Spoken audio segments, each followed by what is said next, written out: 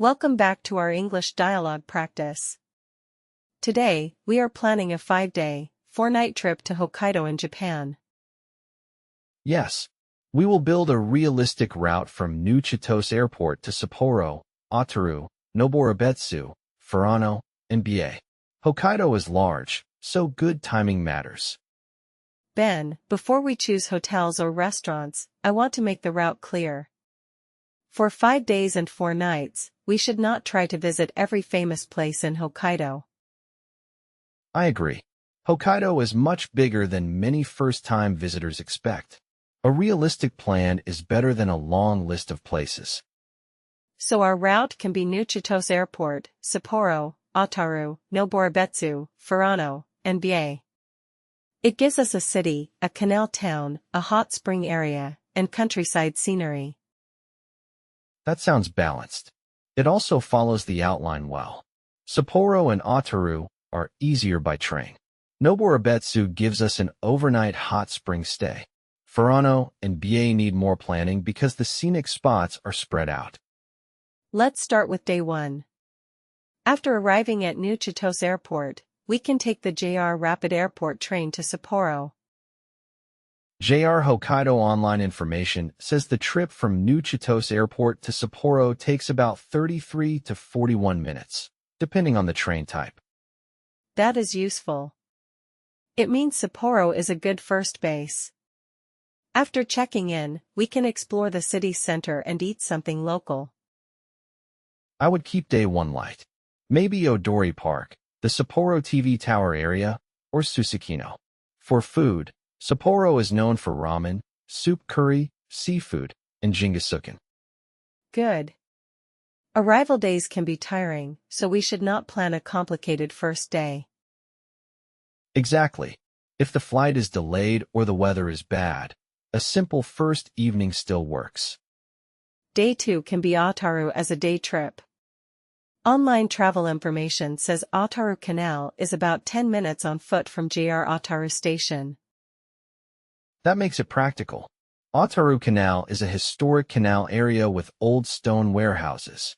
It is also famous for its evening atmosphere when the lamps are lit.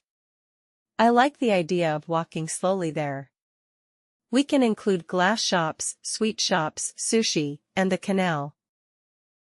Yes, but we should be careful not to promise exact shop hours or restaurant details. Those can change. Right.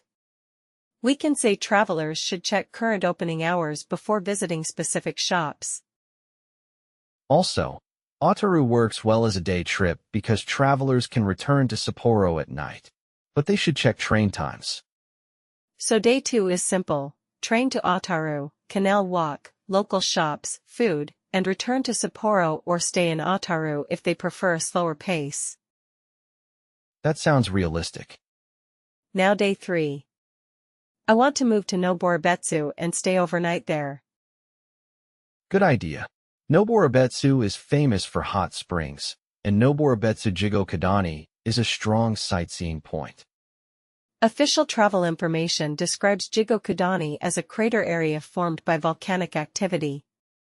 Visitors can see steam, volcanic gases, and hot spring activity. For B1-B2 learners, we can explain it simply. It is a volcanic valley where steam rises from the ground. That is clear.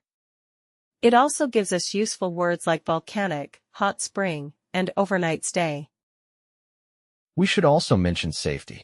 In volcanic and hot spring areas, travelers should stay on marked paths and follow local signs. Yes. And if they use an onsen, they should learn basic hot spring etiquette. For example, wash before entering the bath and follow the rules of the facility. We do not need to explain every rule, but we can remind learners that etiquette matters.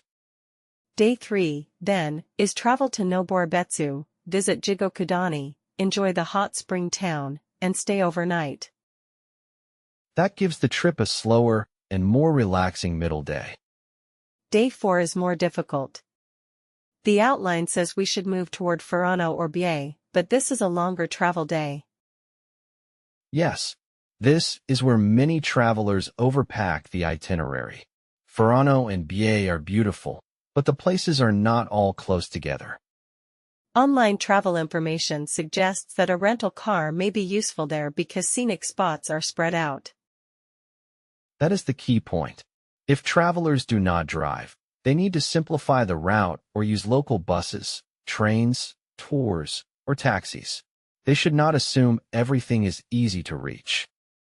One possible stop is Shikisai-no-oka in Biei. Official travel information says it is a large flower garden of about 15 hectares.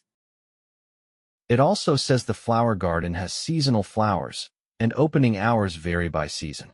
Admission fees apply from July to September. So we should not say, "You will definitely see perfect flowers." Instead, we should say, "Check the official information before visiting." Exactly. Flower conditions depend on season, weather, and timing. Day 4 can be moving from Noboribetsu toward Furano or Biei, then visiting 1 or 2 scenic places if time allows. And staying in Furano, Biei, or Asahikawa can make day 5 easier. I like that. It avoids rushing back to Sapporo too quickly. But if someone does not want a long countryside route, they can skip Furano and Biei and spend more time in Sapporo and Otaru. That is a useful alternative. The route should fit the traveler, not just a list of famous names. Exactly. A good itinerary is not about collecting places. It is about enjoying the trip. Day 5 can focus on Biei scenic spots before departure. The outline mentions Shirogane Blue Pond. Official travel information says Shirogane Blue Pond is known for blue water, and the color changes by light and season. It also says the pond is open year-round but may close because of bad weather or other conditions. That is another time-sensitive point. Travelers should check official information before going. The online information says Blue Pond is about 20 minutes by car from JR Biei Station. That supports the idea that a rental car is useful. Yes, and the online information also mentions visitor etiquette. People should not litter, and they should respect nature areas. After Blue Pond, travelers need to return toward New Chitose Airport or Sapporo.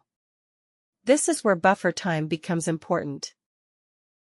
I would leave plenty of extra time on the final day. In Hokkaido, distance, weather, and transport schedules can all affect the plan. So the final day should not be too full. Right. If the flight is in the afternoon or evening, travelers need to calculate the return time carefully.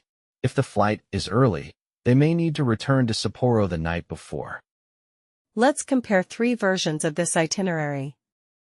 First, the balanced route, Sapporo, Otaru, Noboribetsu, Furano, and Biei. Second, the city-focused route. More time in Sapporo and Otaru, maybe skipping Furano and Biei. This is easier for travelers who do not want to drive. Third, the summer scenery route, reduce city time and spend more time around Furano and Biei. And if someone really wants hot springs, they should keep the Noboribetsu overnight stay. That gives learners a useful planning idea. The same trip length can have different styles. Yes, a couple might choose food and relaxing hot springs. Friends might choose more scenery and photos. A family might choose easier transport. What is the biggest mistake in this Hokkaido plan? Trying to do too much. 5 days sounds like a lot, but Hokkaido distances are long. I agree. Another mistake is not checking seasonal details. Flower fields, opening hours, weather, and transport can all change. And in winter, driving can be difficult. We should not make winter driving sound easy. So our final advice is, choose fewer stops, check official information, and leave buffer time. That is the main takeaway. A realistic Hokkaido itinerary is more enjoyable than a rushed one. That is our Hokkaido 5-day, 4-night plan. The key point is to choose a realistic route and leave enough time for transport. And remember today's useful phrases, such as itinerary, day trip, overnight stay, rental car, and buffer time. They can help you plan travel in English. Thanks for listening, and we will see you in the next English dialogue.